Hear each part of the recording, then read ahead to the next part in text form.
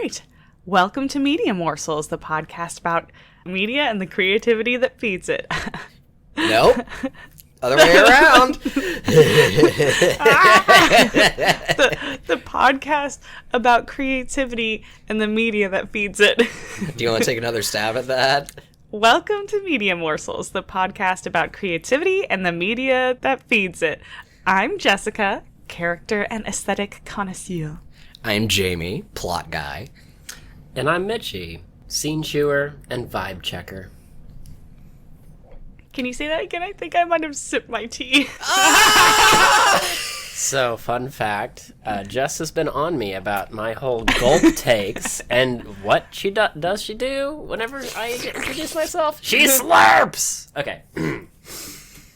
And I'm Mitchie, vibe checker and scenery chewer. Mm-hmm. And we're back. We're a little bit late this month, at the beginning of this month, because Me and Jess both had COVID. We both got COVID, so that put us a little bit behind schedule. We're both doing fine, but, you know, we're coughing occasionally from time to time. I think I'm mostly past that phase, but it did put us behind on a lot of stuff. Yeah, it did. It wasn't nearly as bad as when we got it before there was any, medicine, vaccination, anything like that. Et cetera. Yeah. But we weathered the storm. So anyway, this week, to kick off February, which, of course... The month of romance. The romantic month. Is a personal favorite of mine, Down with Love, which came out in 2003. And do you want to go ahead and explain why maybe more people don't know about this movie? Yeah, so Down with Love came out in 2003. It had Ewan McGregor and Renee Zellweger headlining. Yeah. It's this really super cute, super stylized romantic comedy. And by all accounts, it should have been really successful. But it came out opposite The Matrix Reloaded. Which was a cultural steamroller. Yeah, it just, I can't say that I think The Matrix Reloaded is that great. But everybody was anticipating it on the tail of the original. Yes, exactly. It was like The Matrix's debut back into the cultural zeitgeist, I guess. Except then it kind of was like... Mixed reviews. But nobody knew that at the time, so nobody went to go see Down with Love. And it super suffered at the box office because of that. Let me see. I think it didn't even, let me check, the budget. Did it break even? I don't know if it broke even. I mean, to be fair, I was also on train for that, I was on that Matrix Revolution, whatever. Yeah, well, yeah. Of course. Everyone was. Yeah. It was the shit at the time. Yeah. Strap me up, put me in some black leather gear. We're going to... Yeah, we're going back to the Matrix. We're going back in. It was the franchise juggernaut of the time. Yeah, and, of course everybody was looking forward to it, and how could we have known that it just wasn't gonna catch it just wasn't the same, But we're not here to talk about the That Matrix. being said, I didn't have particularly high hopes for it personally. But, okay, so yeah, the budget was $35 million, which... actually, it's pretty chill buzz. Bad, yeah, pretty chill budget.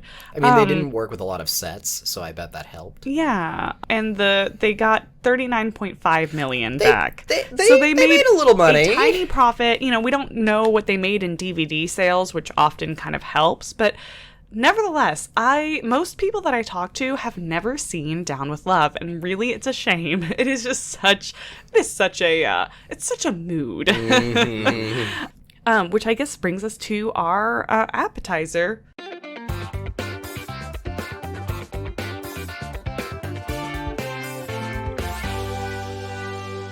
So for me, this came out in 2003. I was, 11. I don't know if I saw it in theaters. I kind of feel like I didn't. Maybe my parents went to go see it for Valentine's Day or something. But it's a little grown up for an 11-year-old. It is. Whenever we did eventually see it, I guess my mom rented it from the, video store. She would definitely fast forward through some parts, some of the raunchier parts, which I don't know. At 11, I guess I could tell there was some sort of sexual subtext, but I don't think I really got it. Well, yeah, this movie being kind of a love letter to 1960s rom-coms, most of the smutty stuff is alluded to and not explicitly said. Yes, but So in a if very you're- charming, funny way. In a very cheeky way. So if you're a certain age, it's going to sail clean over your head. Yeah, or again, you might suspect that there's something going on, but you're won't not know really what, sure really. exactly. Yeah. So you're just like, I guess something's happening. So anyway, but I do remember really liking it. I think again, a lot of the jokes sailed way over my head, not even the raunchy ones, just like the regular jokes. But again, I have and always will be a slut for aesthetics. So this one is it has a very distinctive look, very distinctive vibe, very cohesive color palette and cinematography, set design, wardrobe. I mean, it just all the way, like, at all levels, it operates really well together visually. So that was my first sort of encounter with Down with Love, was way back in like 2003 or 2004. So I can't remember my exact first contact with Down with Love, but I suspect that I'm pretty sure my mom watched this one back in the day. Well, you know what? That makes sense. I feel like your mom would like Because, it. like, my Yeah. mom's super into classic movies. This had some actors that she was really interested in at the time, so it was just right up her alley. I, however, was a teenage boy. And a young teenage boy to boot. Yeah. So rom-coms were icky. Yeah. And I didn't want to watch it, because that looks dumb. But it was but little did you know, it was Little did I actually know. full of, like, sexual innuendo. It was actually super horny. I might have watched bits and pieces of it as a teen, but I think I only did a full watch through with you. Yeah. And even then grudgingly, because even years later I was still like, I don't know, it just looks kind of like, fluffy romance goo, and that's not usually my thing. It's amazing. Very much worth a watch. Although I will say, it's very much like a super sugary dessert, in that you simply cannot have it every day. You need to space it out a little bit between viewings. I mean, maybe you can't have it I don't have every that kind of day. sweet tooth. But yeah, that is my history of exposure to this film. Yeah. I'm pretty sure I saw this actually with Panda. Like, I don't remember, like, exact details. I remember that it was potentially on at some point. I just vaguely remember it. But I do remember her distinctive feeling towards movies like this. So she was a big fan of Sandra Dee films. And so a lot of the, like, the visual cues and a lot of the Gidgets. the gadgets. Yeah. So it kind of felt like it was very heavily inspired by that kind of era. Yes. Very much absolutely. Very, very much. That's no mistake. This definitely seems like something Panda would love. Absolutely. I wish that we had gotten an opportunity to, like, all watch it To share together. that. Oh my goodness gracious. Like, just imagine for a second just her just being herself on a voice recording. Oh yeah. Oh my god. I mean, you guys would just, like, play Yeah. ping pong I back mean, and forth for at least, like, 30, 40 minutes before even getting into the episode. Yeah, I feel like the nascent version of Media Morsels was already kind of in the back of my mind as we were creating The Harrowing of Minerva Damson, which is my Season other... one, yeah. Season 1, which is my other podcast. And Miranda was a major voice actress on that one, and we'd been friends for years. And so I was already kind of imagining this concept, and yeah, I would that think dynamic about... that could have been. Yeah. I thought that, we could have just torn it up. Honestly, you two wouldn't have needed us. Like, you could have just carried the entire series. We could have, like, carried it ourselves and then been like, okay, boys, come in here, speak into the microphone Here's for a your minute. allotted 5 minutes. Yeah, now get lost. Oh, okay. It was good. Oh. And you guys would be in I the... kind of liked this movie. Yeah. Okay, bye! Much like, back when we got together, it'd probably be, like, me and Panda excitedly talking in here and you guys, like, Off doing something else. being like, oh, look at them. I mean, usually our off going and doing something else was just looking at each other and just, like, giving us each Look other. at those two. Look at them. Look at them. Yeah. Yeah. But it's heartwarming to know that, like, we had a lot of overlapping interests. So, I'm so glad I got to show her Earth Girls Are Easy, Oh, which God, eventually we will there. get there.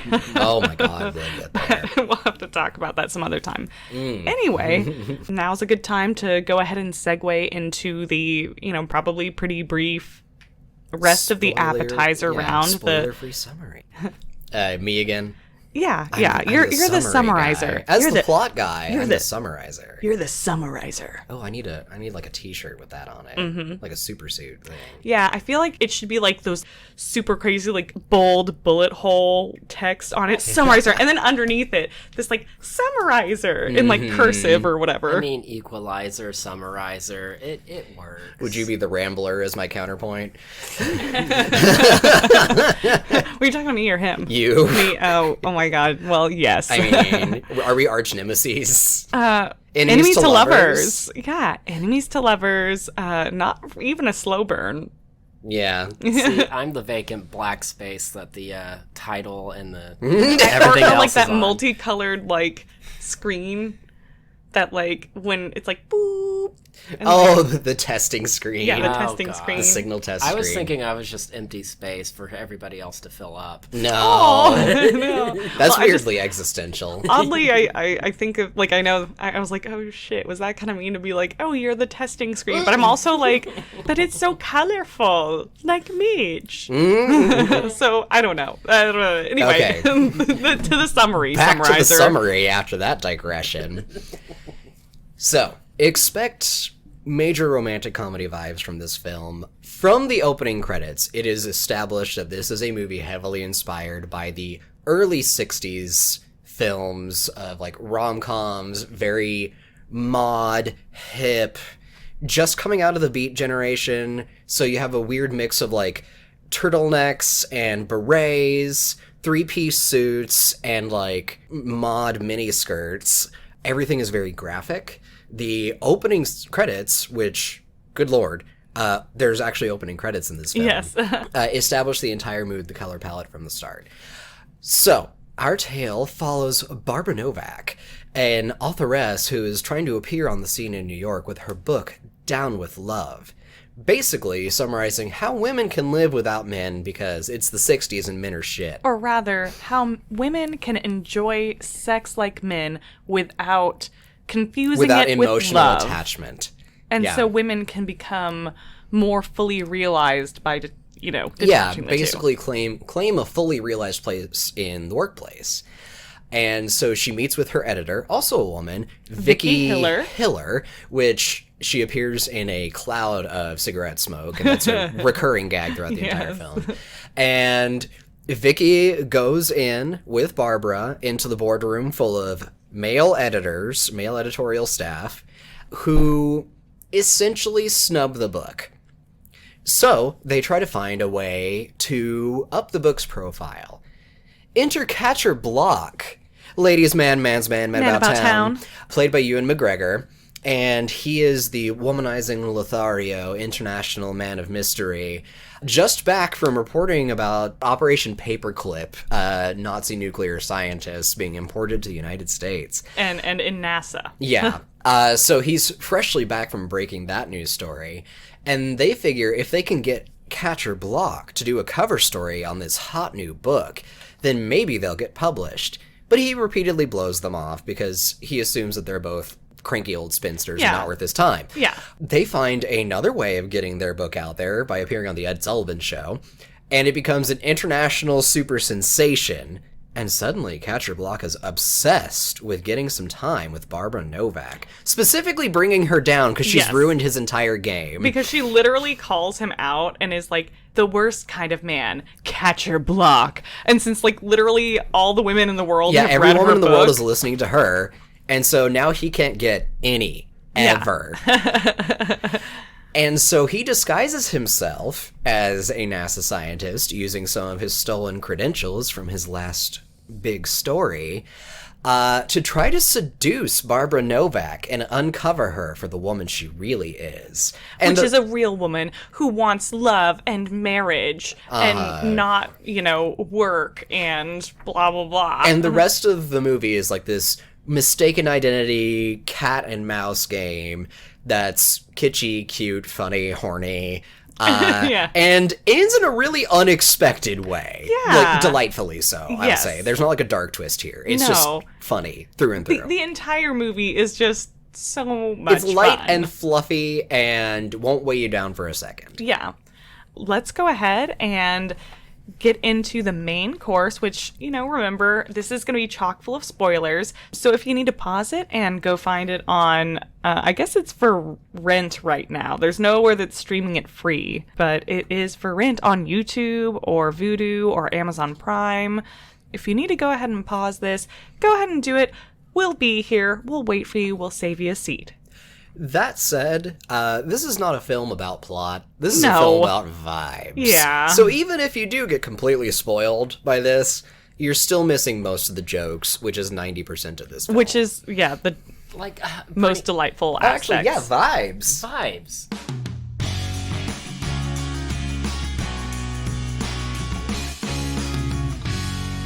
So, Oh yeah, music interlude here. Yeah, you'll swap it out. It's fine. All right, so yeah, let's get into it. okay, let's talk about the vibes of this movie. Okay, you were mentioning it was, early 60s? 60s. Mhm. That transitional period out of the 50s, and all yeah. that stuff.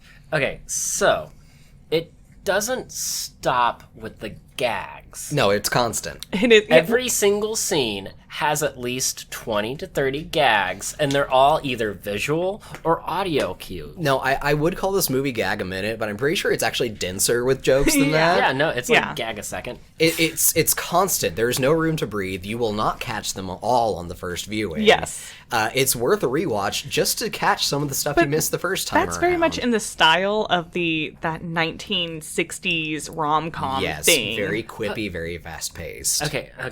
Even before that, okay, so you were talking about opening sequence, right? That's right. Opening animated typography. Yeah.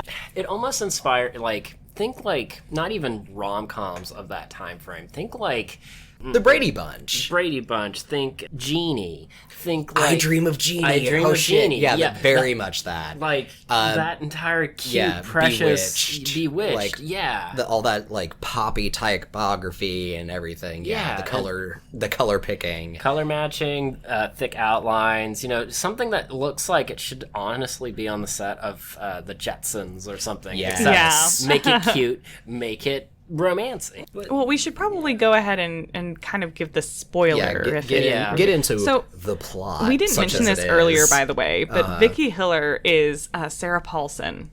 And she fucking slays in this role. I fucking love her as Vicky Barbara is ride or Novak. die. She is a as ride both or an die. editor and a friend. Yes, she is the best friend a gal can have. Honestly, yes. She's willing to burn down the world over this book. And as a friend too, she's just like, there is eventually a scene where she just punches a guy full in the nose For her friend. off his feet for her friend, which is amazing. And it's well-deserved, TBH. Yeah, so, okay, let's kind of rewind a bit. So, Barbara Novak is a gal from, Maine or something who writes this book, Down with Love. Appearing apparently out of nowhere. Yes, apparently out of nowhere. She spent the long, cold winter writing this book, and now she's coming to New York, and Vicky Hiller, who is probably the only female editor in this... The only female editor at the agency, yeah. At this agency, picks up her book and is really championing it. And you get to see pretty quickly sort of that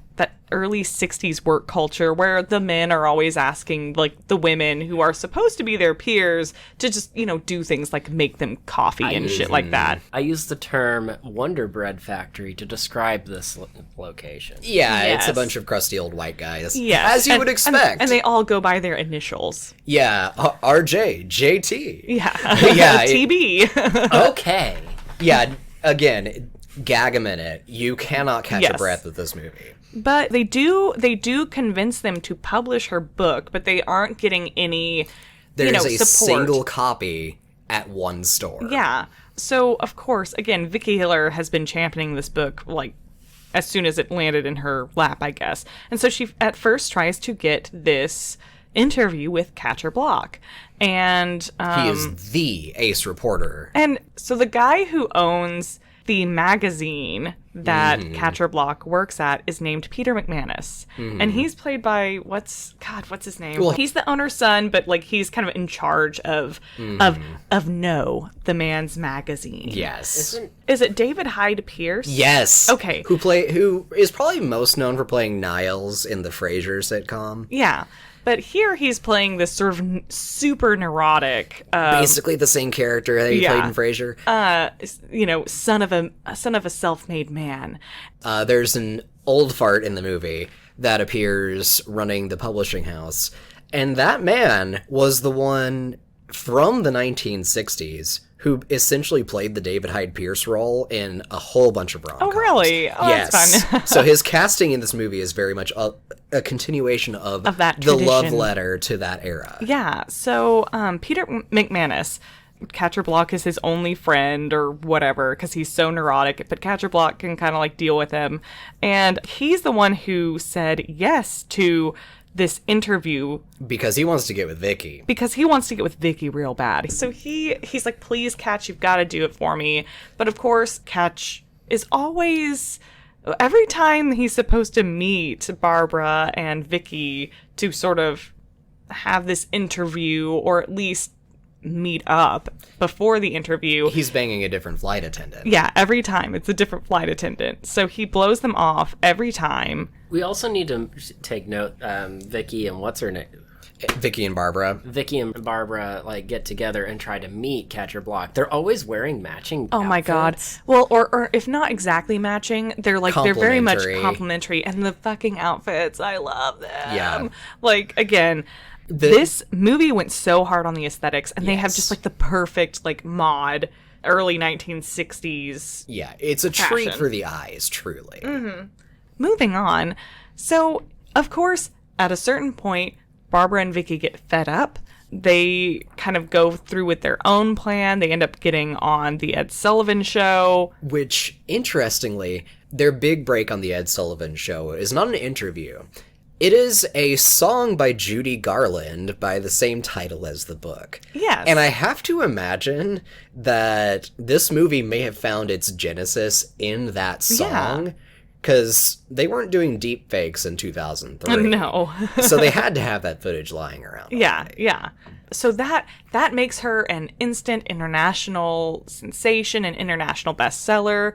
Suddenly, she's got all this attention. Everybody is buying her books all around the world. All these women are sort of taking control of their power and their sexuality. There's actually a really funny montage at this point in the film that is, like, out of character, very clearly the same storefront decorated in different ways. Yes. But in the fiction of the film, keeps transitioning towards, like, different nations selling the books, and, like, it goes to, like, the Soviet bloc, and it's, like, the bread France, lines that Britain. are disguising the secret books inside the loaves. And also China, too. Yeah.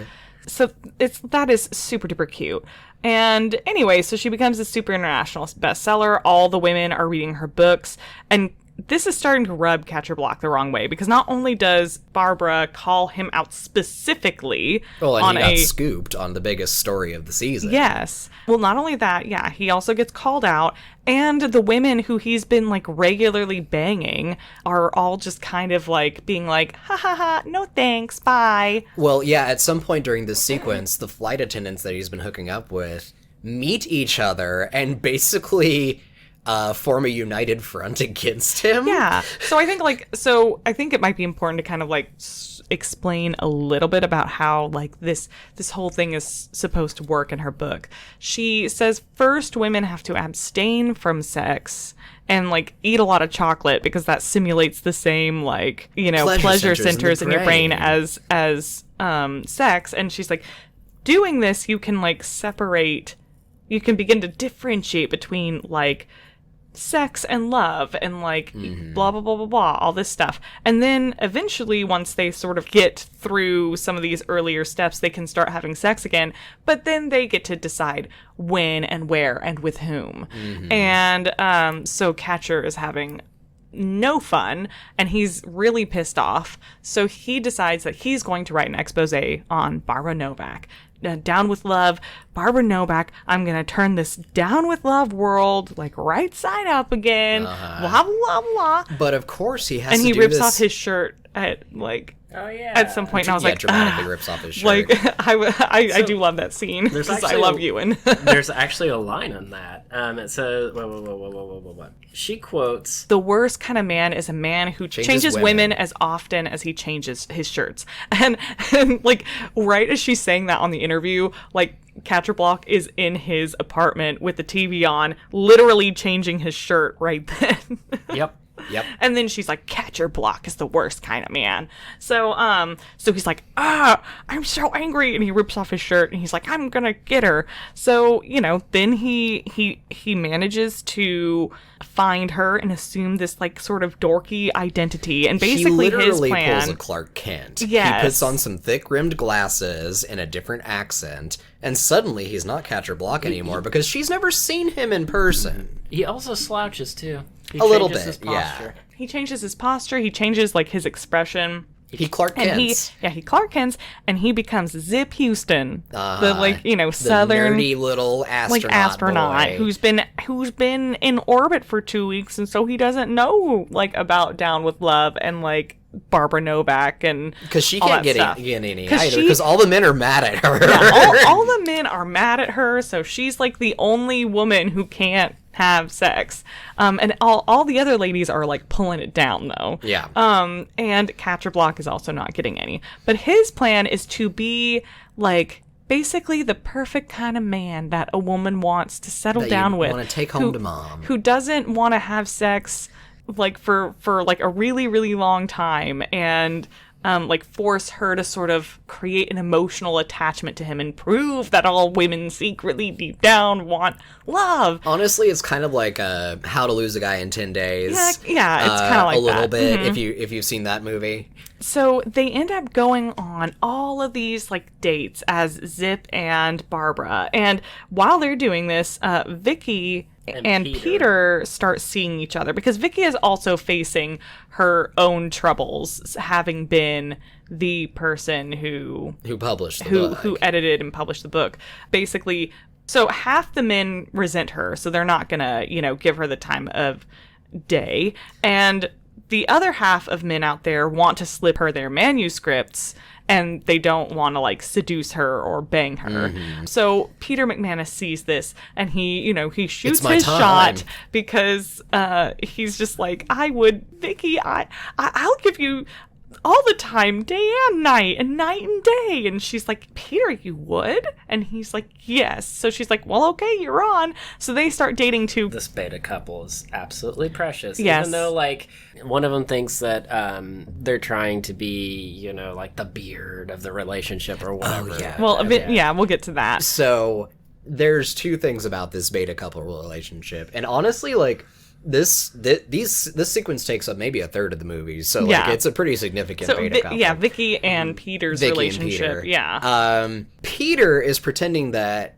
Catcher Block's apartment is his. So there's some additional because Peter has the cute, like, he has the, like, very cozy, homey, really nicely appointed apartment. So that has to be Zip's apartment. While Catcher Block has, like, the super bachelor pad. You press a button and a disco ball and a spinning bed emerge from the walls. Yeah, that kind of thing. Like, it's a bachelor pad meant to ensnare women. So, of course, basically, Peter knows about Catch's plan, and Catch eventually invites Barbara over to Zip's place, except, like, Catch's place is not suitable, but Peter's place is. So then the two of them have to sort of do this thing where they sort of switch apartments. And so Peter is pretending that Catch's apartment is his apartment, and he takes Vicky to it. Except he doesn't know how any of the gadgets work. He doesn't know how any of the gadgets work, Antics so it goes ensue. Very poorly. But while they're there, Vicky keeps being like, are these your parents? And, like, kind of asking him. No, they're Catch's parents. And then she's like, what? Why do you have a picture of Catch's parents in your apartment? And then it sort of like dawns on her. And so she thinks that he's gay. And there has been a series of gags from the jump that Peter is into Catcher, or at least that the people surrounding them assume that. Yes. And now Vicky assumes that. But she's like 100% apparently down to be his beard. Well, yeah, like apparently she just wants to like land her a man, get that security, and move on with her life. Yeah. During all of this, of course, Barbara is getting like really sexually frustrated because she just wants to like grab Zip and like, you know, ride him. And he's completely just playing it as straight as possible. It's just like, what do you mean? Yeah, completely like I don't know what you mean. Well, to know you obtusely misunderstanding all the innuendo. Yeah, he's like, oh, I need to know you much, much better to know you all the way better. There's so much good writing in this movie. We were just thinking that it was just one giant edging fetish, honestly. I mean, edging, yeah. And out of character, Catcher is like having to dump ice on his head after she leaves the room and stuff. Yeah, finally. Because they're both down ready to bad. go.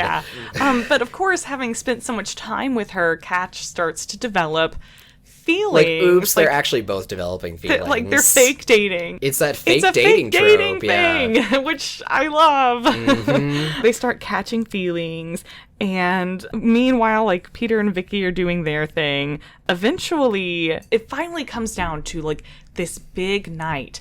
Catch is gonna finally sort of, like, ensnare Barbara. Barbara's like, finally, we're gonna have sex. Yes. And Peter's like, I have to make my big move with Vicky because you're about to destroy her friend's life. So, like, I need to be making my big move with Vicky when you're making your big move with Barbara. And, he's freaking out. So, you know, he's clearly very nervous during this whole thing. And Vicky obviously picks up on the fact that he is super nervous about something. But assumes it's coming out. Yeah. He's like, you know, why would I be keeping something from you? And she's like, Peter, I didn't say that you were. And he was like, well, I'm not. And she's like, Peter, I already know.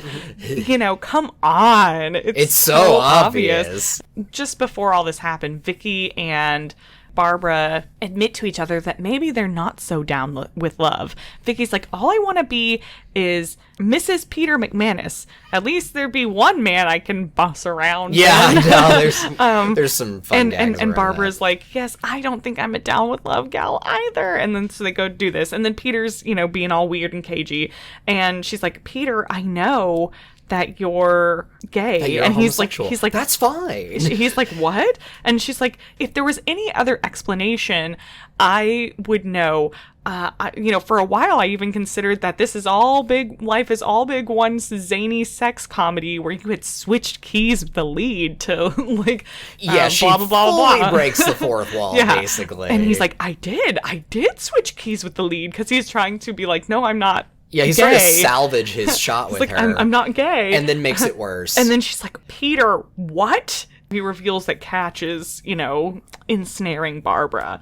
And so she's like, we have to go right now. And anyway, across town, Catch and Barbara are cuddling at Catch's apartment, which he says is Peter's apartment. It starts getting really you'll keep up with it if you watch the movie. So they're like in the bed, and there's this like moment where Catch slips out of his little like down south accent into his across the pond accent, and she notes it, and he's like, because he's kind of like, oh no, I gotta, come on. But he uses this moment to turn on a recording device so he can out Barbara Novak as the fraud she is. So they start like making out, and she's like, I've got to admit to you, Catch, that I love you, and actually I'm not so down with love, blah blah blah blah blah. And he's like, I've got her. He's like, yeah, I got her. And then she goes on to be like, and I have something else to confess. Well, they get interrupted by one of Catch's flight attendants. Oh, right. One of his flight attendants. So just as, you know, she's making this confession, this recording is going, one of Catch's regular sort of flight attendant gals, who is the lady who plays 7 of 9, by the way, like, she bursts in and she's like, catch your block. So sloppy to leave your key on the outside when you're doing something on the inside. Outs him in his ruse. Yeah, and then she's like, well, I just popped in for a little sex a-la-carte, but it looks like you're busy, so I'll go see somebody else, like one of my other boys on the hook. And so she leaves. But of course now, like, the jig is up. So he's like, so now you know. Admit it, Barbara. I got Barbara down with a Novak. I got her to fall in love. And then Barbara just sort of like sits there and she's like very thoughtful about it. And then she like turns off the recording device and Which she's like, she apparently knew the entire time was running. I'm not going to storm out of here, Catch, because he thought, of course she would. Because I've got to tell you something too. I'm not Barbara Novak. There is no Barbara Novak. The best game of 40 fucking chess was played and won that day. And she explains that she actually had been one of his secretaries like a year or two ago or something, and she fell madly in love with him then, but he didn't want her to just hit it and quit it. Yeah, she didn't want to be hit and quit. She was like, I wanted to be your one and only. I didn't even want to be like have a regular spot on your rotating menu. I want to be the one. So I knew to do that I had to go away. I had to quit my job, go away, write a best-selling novel, which I'm like, bitch, if only it were that. Yeah, simple. right.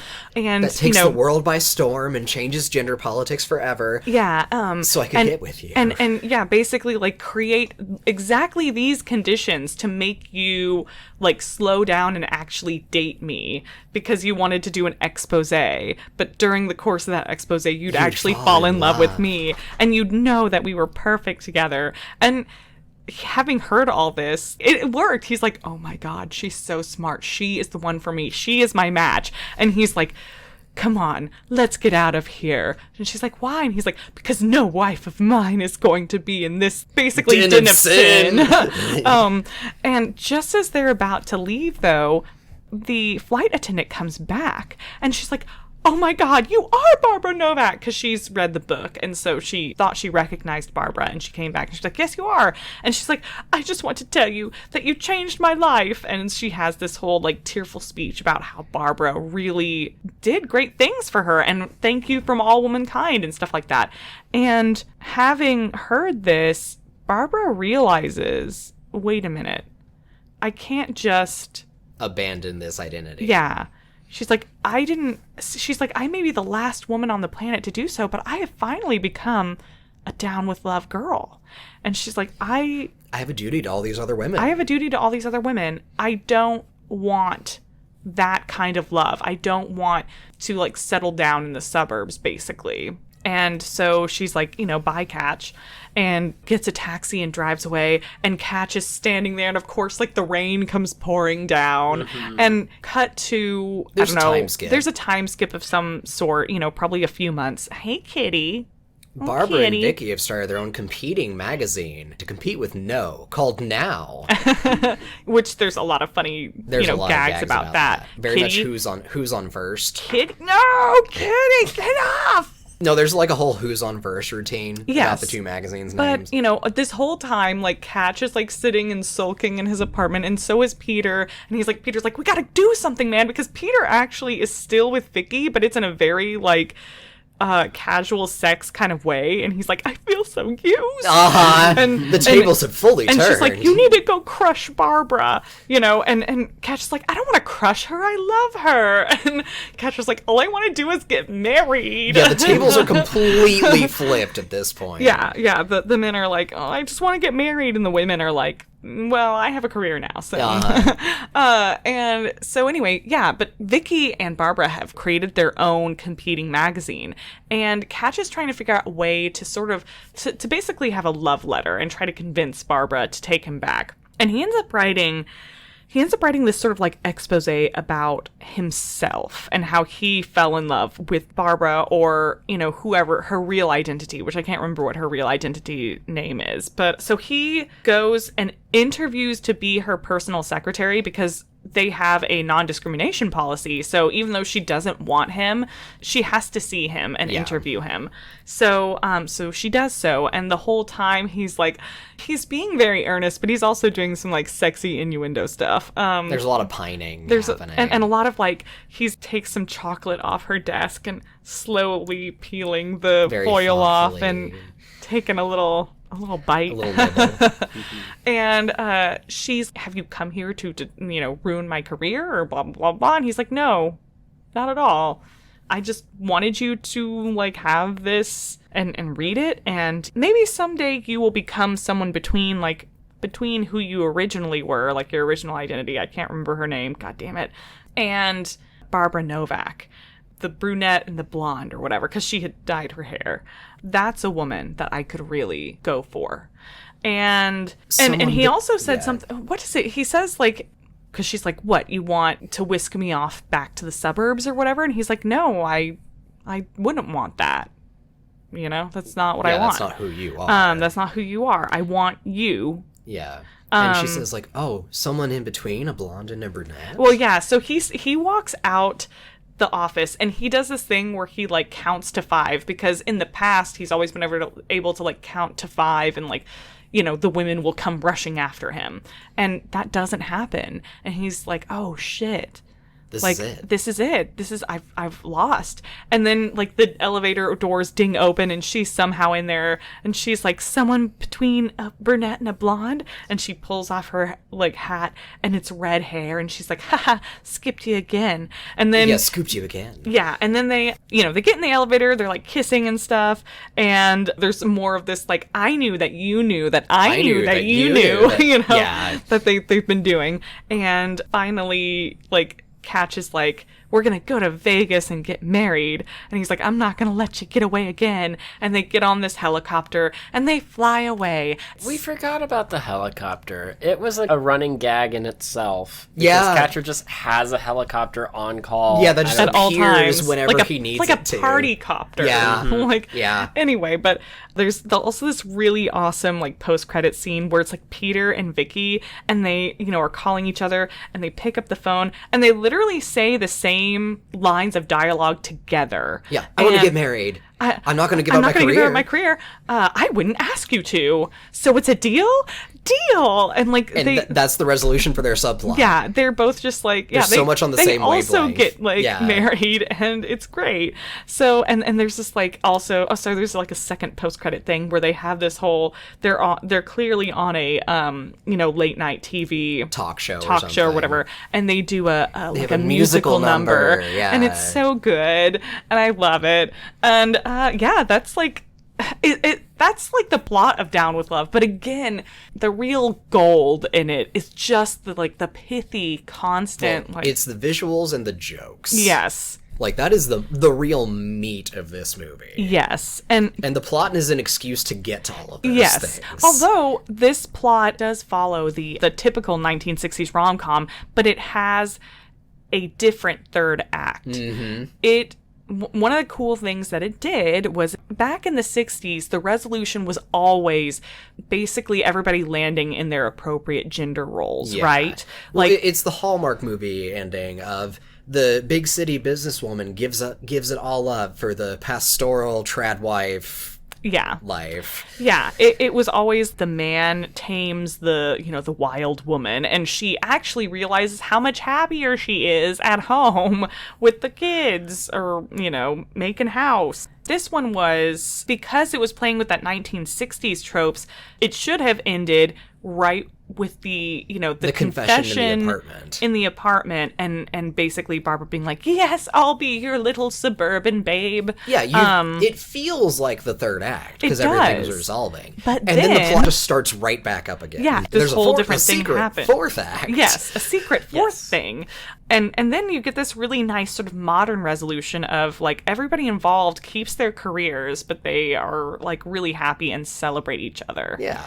It's a very like kitschy movie, but it also feels like it works. Well, yeah, like, so I was gonna say, like, this movie obviously treats gender pretty smartly in terms of like traditional gender roles and such.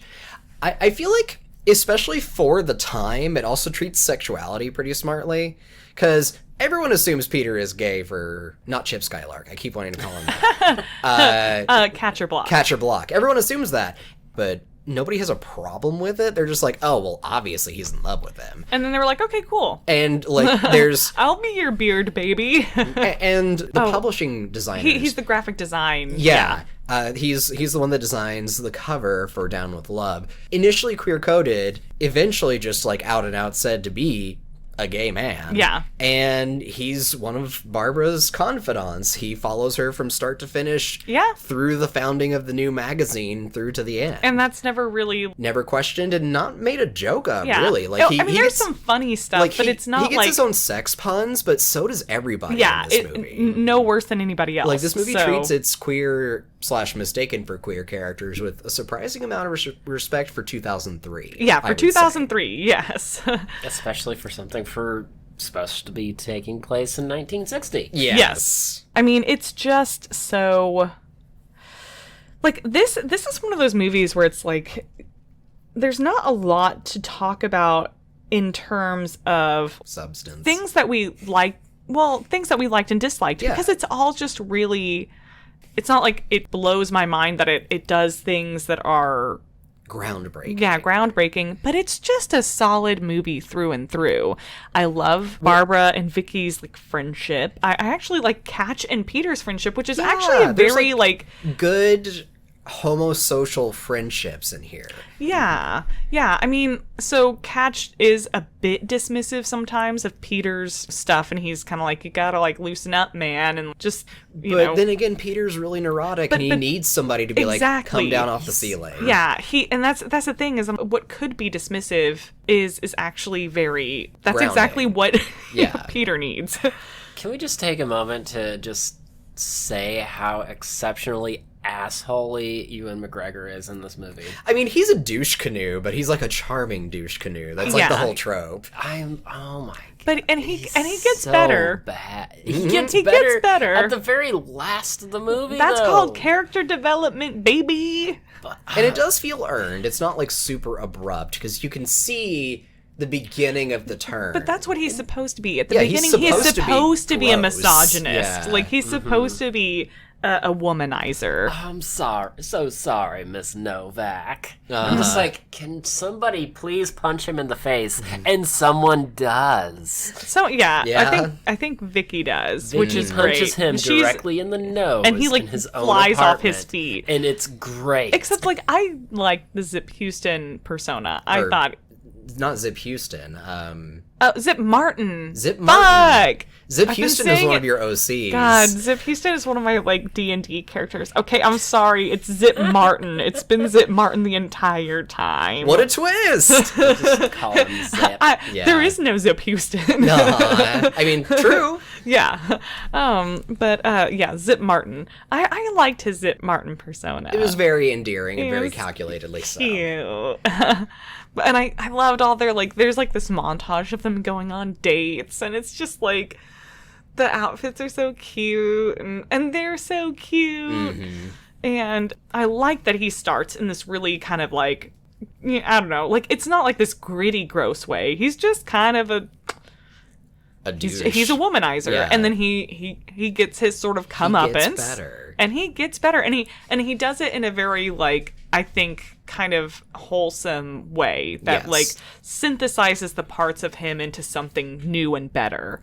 Well, what I was going to say about this movie in summary is, like, again, we've said this repeatedly, that there's not a lot of complexity to the plot. It's a lot of stylistic elements. I mean, the plot is complex in the sense that it does that, like, 1960s... It's, like, convoluted like, rom-com thing. A tangle of misunderstandings. But I would compare this film to a Formula One racer. It's fast, it's stylish, and it doesn't have any extra parts, because that would just bog it down. Yeah.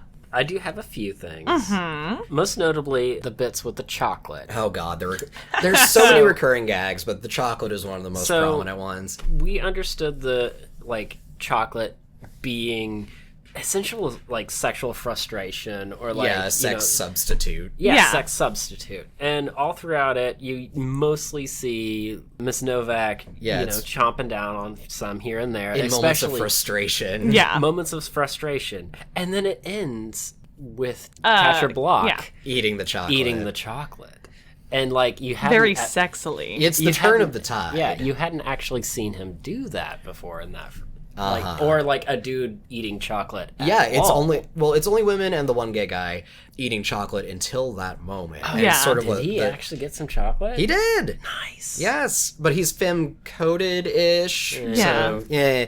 But yeah, you have that sort of crossing over into, if we want to take it on some kind of like highfalutin symbolic level, that's like the moment where he crosses over into a role of being more receptive and well, I mean, sort of like it's bringing the masculine and feminine into balance, harmony, essentially. yeah. Mm-hmm. Like Barbara had already done that by creating now and seizing. She did her part, and this is him doing his at part. least things, this is to say things that the movie specifically codes male and female or masculine and feminine, which doesn't necessarily. It's pretty clear about its thesis in that way. Yes. So shall we go? yeah, I mean, honestly, this is just a fast, fun, cute. Should we call aesthetic. Should we call it the chocolate round for this episode? Yeah, this is the the dessert round is the chocolate round this time.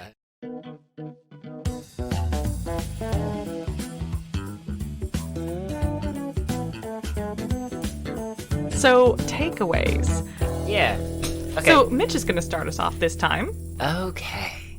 So, for my dessert round, I really want to show appreciation for one particular scene. That has influenced you upon seeing it. So, I think it was Catcher Block called Miss Novak to congratulate her on some such nonsense. Well, Zip Martin. This phone call is taking place, and it cuts to like a typical split screen conversation between the two. And there are so many visual gags within this first gags. This 15. Jess says gags because quite literally the very first of these gags is him removing his towel and her on the split screen on the other side going down on her knees to adjust something. She's like grabbing her like sunglasses and picking them and then breathing on them and like polishing them, but it looks it looks like she's like giving him a blowjob in the framing. And this is just the first gag of many. There's another scene when they flip over and the split rotates with them. She's on her back and he's starting to do push-ups against the frame, and it looks like what it does. And that's the part that my mom used to like fast forward through. And it just keeps going, and it just keeps getting more escalated. And is this the scene where it ends with they're lying on their backs smoking on each side of the split screen, and they both like light up a cigarette like they did in the old movies after having sex. And just, this is my takeaway of, if ever I start doing more video editing and stuff, I'm going to try and be as just that visual gag language. Well, like just being clever with framing. Be clever with framing, be clever with sounds, because that's also a thing that happens throughout. Oh, yeah, there's so many cute little, like, sound cues, just like in the old 1950s, 1960s. There's, like, a little tiny, like, emotional sound cue for things. Yeah, it's like if you're playing a video game and you get a pickup, it's like, doo-doo-doo, and there's all these, like, cues of, like, oh, you've discovered something. Like, when Zip says something that Barbara really likes, it's like, ding-ding-ding-ding-ding, like it's an idea appears to somebody, and, like, an elevator ding happens. Yes. Or whenever the flight attendant enters in and discovers the debauchery happening, a literal record scratch happens. Yes. That's sort of or like, when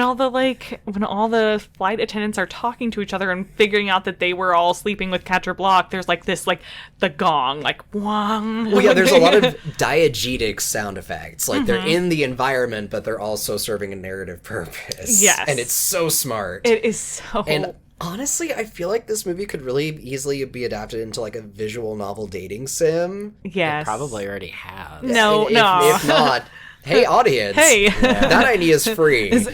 Are there any like, game designers out there? This could be the next Dream Daddy. Yeah. God, Dream Daddy was so good. Why isn't Dream Daddy on this? Because I've never played it. Well, we need to fix that. I mean, we could play it. Yeah, we Yeah. could play Dream Daddy. Yeah, we could do that. But we are going to talk about, hopefully we're going to talk about Monster Prom. Yes, That's our we'll crack dating into that sim one this first. year. I guess I will go ahead and end my segment with the Hamometer. Yes. Hamometer, if you guys don't good know, Lord. basically is just how exceptionally cheesy and ridiculous is this movie in comparison to something like, I don't know, Schindler's List or Out of Evil 0. Dead. Evil 0 out of 10. On a 0 to 10 basis. This movie is a 7. Really? That Really? low? That's low? Like, You misunderstand Excuse me. my scale system. Yeah, tell me about it. Okay, so is it low? honestly, this is at like a 9 for me because I'm like, it is so Over the It is so like, yeah, it's so over the top. It commits to the bit so hard. This is his scale, though, does so that- let's hear Well, but it. are you playing it? I guess I could see it if you're saying like that. Even it's playing all of those tropes straight. It is earnest in its.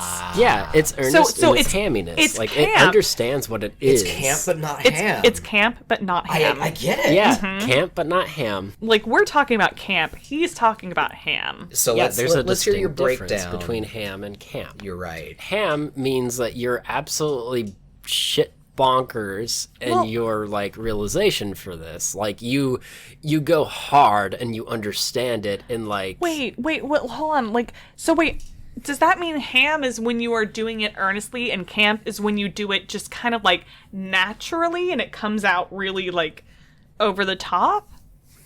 Camp is notoriously hard to define, and depending on who you ask, it cannot be done on purpose. So This this, is all one very is done on calculated. purpose. So does that make it ham? Yes. Yeah. It's a little difficult to describe, but let's hear the 7-point breakdown because I want to hear how you got there. I mean Catcher Block himself is 5. Yeah. The entire animation sequence is 1. Okay. And then the rest of it honestly comes from the twist. Oh God. Just the incredibly straight lace, very long cut of Renee Zellweger just laying into this is my entire plan from the get-go. Yeah, her reveal. Honestly, I feel like she should have gotten nominated for some kind of award for this scene alone. Yeah. Because It is one straight shot. it's One. like it's a minimum 3-minute take that's just her monologuing the entire plot reveal. Okay, sorry. My got math to is 7.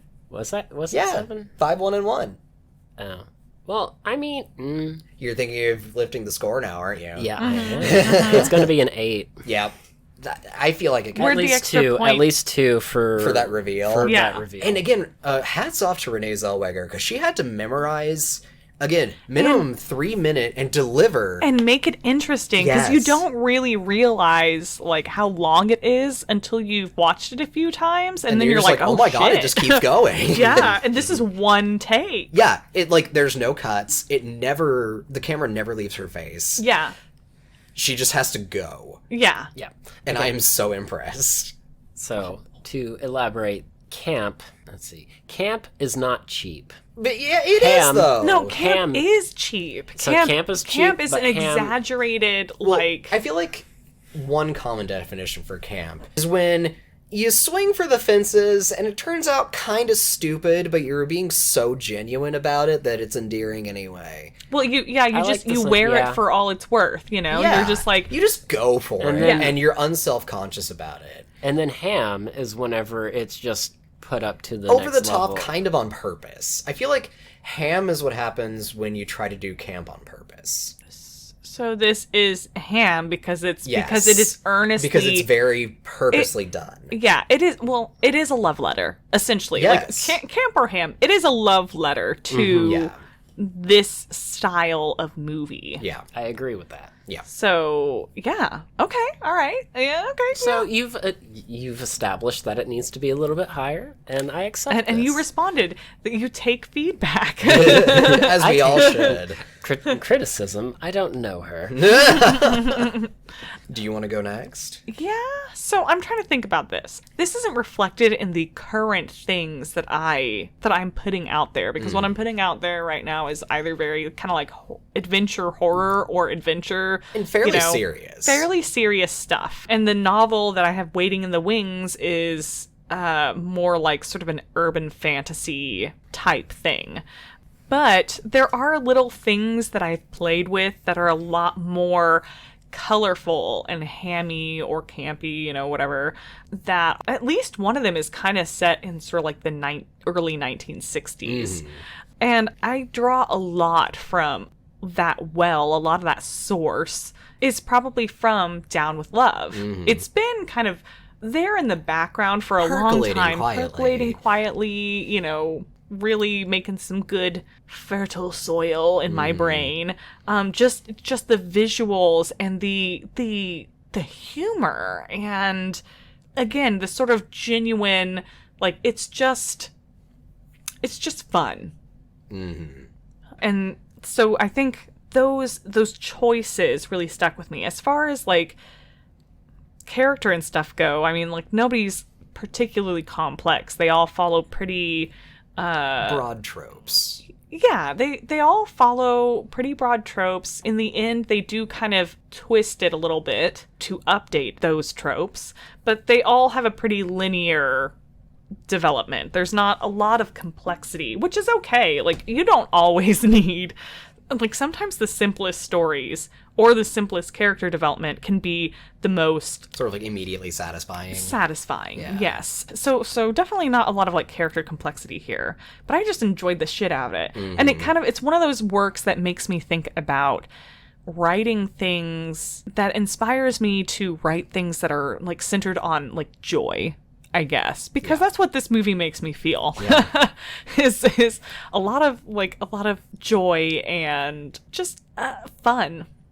Marie Kondo has taught us well. This does spark joy. This does spark joy. Yes, it does. And again, I just have to compliment it from an artistic perspective, because the writing is so, like, the pacing is great. The writing is so snappy. It's so, even when it's doing all these, like, jokes, interestingly, some of the jokes, they really don't have much to do with the larger story, but they do add a lot. They reinforce the tone. And so I do feel like a poorer editor would have tried to cut those jokes because they don't feed directly into the narrative structures. But whoever was editing this movie really understood that it is serving a purpose, even if it's just kind of seems initially like narratively superfluous. So the editing was really good, the pacing was good, the writing was good, the wardrobe was excellent, the cinematography, like everything from concept to execution just went perfectly. And so, I don't know, like for me, as a casual consumer, it's awesome. As somebody who knows something about what works creatively, this fucking works. It's cohesive. Yes. And that's just something I am always a sucker for, is just that cohesion. When it's clear the people who are working on it thought about it and thought through it on all levels and brought it all together, and it's clearly a labor of love, too. So what you're saying is Down with Love was made With love. Indeed, that is what I'm saying. So that's my takeaway from this. Anybody who's listened to a previous episode probably already knows what my takeaway is, and it's the dialogue. So, in most of my creative works, I write comedy. That is my niche, so this was so completely up my alley. Not only are the jokes well written and terribly clever, to the point where you will not catch all of them on a first watch, some will slip past you because it is just go, go, go, go, go. But all the jokes are in service to the thematic elements. Like, it's a sex comedy. So all the jokes are playing with gender, sexuality, sex. Again, it's all a tonal reinforcement of each other. Like it's this rolling boil that if you let it lag for a second, the whole movie would fall apart. But they just gotta keep putting their foot on the gas pedal, because like you gotta maintain that momentum. Because if you flag for even a second, it's not gonna work. And they didn't stumble. They didn't. They brought it to the finish line. Just that sort of like densely but cleverly written, like joke a minute quippiness. That's something I like to play in. And I think a lot of my work reflects that, and it's something that I would like to continue to hone.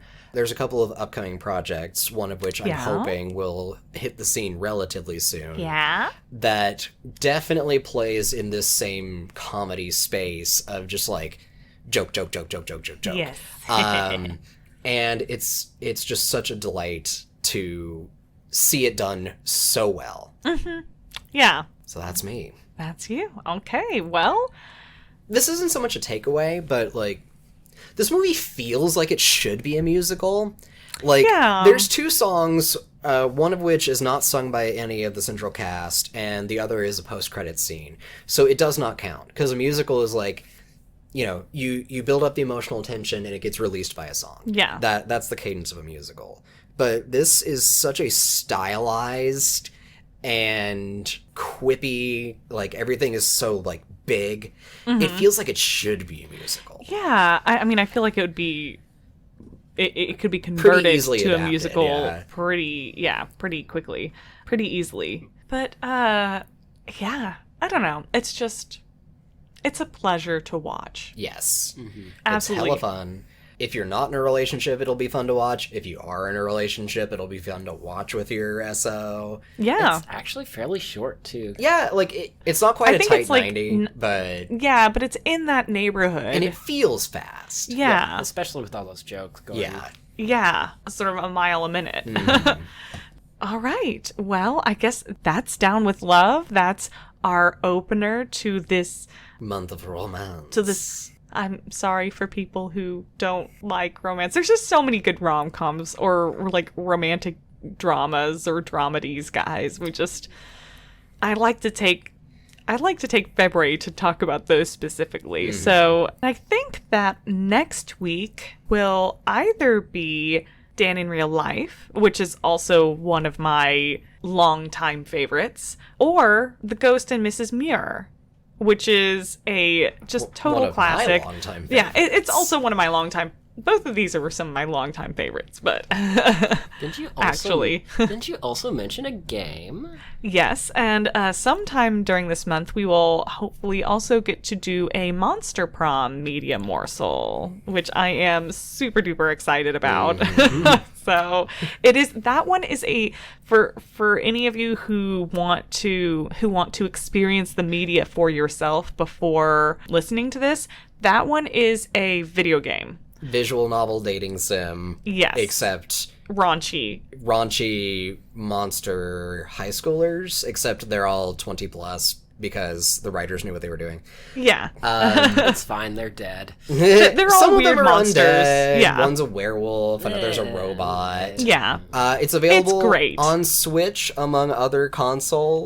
I think Switch and Steam. It's fairly cheap at this point because it's been out for a few years now. Yeah, and there's also its sequel, Monster Camp. Yep, that's true. So, which is a lot of fun, too. We just got that one. All right. Well, it's time that we clear the table and wash the dishes and, bid each other adieu. Thank you so much for being here this week, for joining us at the table and enjoying this just wonderful chocolatey goodness meal that Down with Love is. This is the Valentine's chocolate for February. It is. Chocolate-coated ham. Oh. Well, chocolate-coated bacon's good, though. Yeah. That is decadent. Yeah, I like it. Yeah.